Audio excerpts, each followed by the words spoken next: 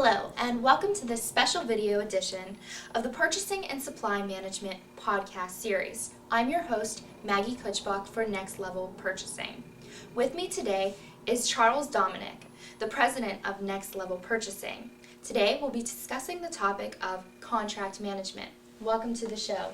Thank you, Maggie. It's great to be here.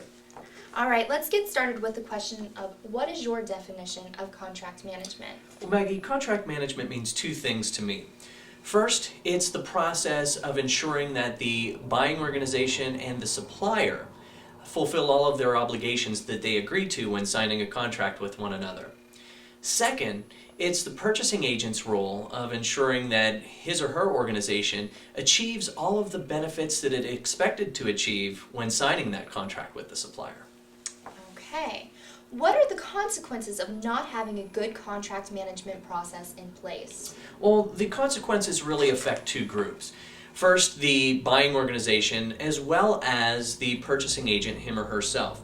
In terms of the buying organization, if there's not a good contract management process in place, there's a higher probability that the organization will fail to meet its goals related to the project that the contract supports.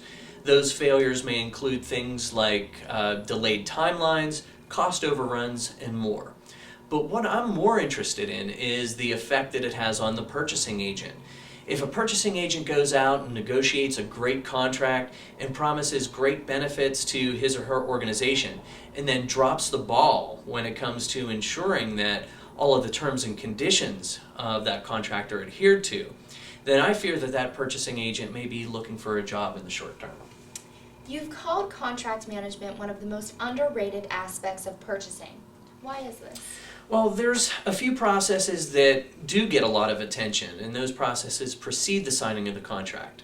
Processes like strategic sourcing and negotiation.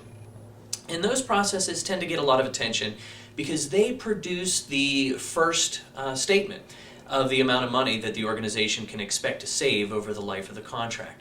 And that's great, but those numbers are estimates only. They're not real savings. No savings have been achieved at that point, and no savings may ever be achieved. But yet a lot of organizations document those savings as if they were real. The purchasing department takes credit for those savings, and no one ever goes back to check whether those estimates ended up being accurate. But today's senior executives are getting smarter. They want to know exactly how and when those savings will impact the organization's financial statements.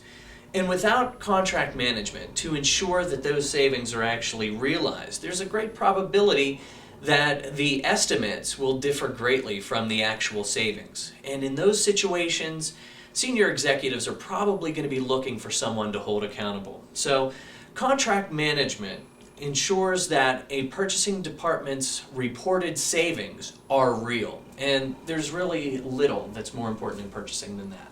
Okay, and how can a purchasing agent begin the contract management process? Well, contract management doesn't need to be complicated. You can start off very simple, and that may involve simply creating a spreadsheet with dates and tasks that need to be completed by those dates. The purchasing agent would stay in regular contact with the supplier, and as those dates approach, ensure that the supplier can keep everything on schedule. For more major type of contracts, the purchasing agent could hold regular periodic reviews with the supplier, not only to make sure that everything is adhering to the schedule, but also to talk about some of the more strategic issues. And then as time goes on, you can build more and more complexity, introducing things like Microsoft project plans and so forth. But the bottom line is that you can start simple, and it's better to have a simple contract management process than no contract management process at all. All right, thank you very much, Charles. Thank you, Maggie. That wraps up this special video edition of the Purchasing and Supply Management podcast series. If you've enjoyed this resource, please log on to www.nextlevelpurchasing.com for more resources, online classes, or certification opportunities. If you viewed this video on YouTube, please be sure to share it with your colleagues. For Next Level Purchasing, I'm Maggie Kutschbach, wishing you the best of luck in your purchasing career. Good day.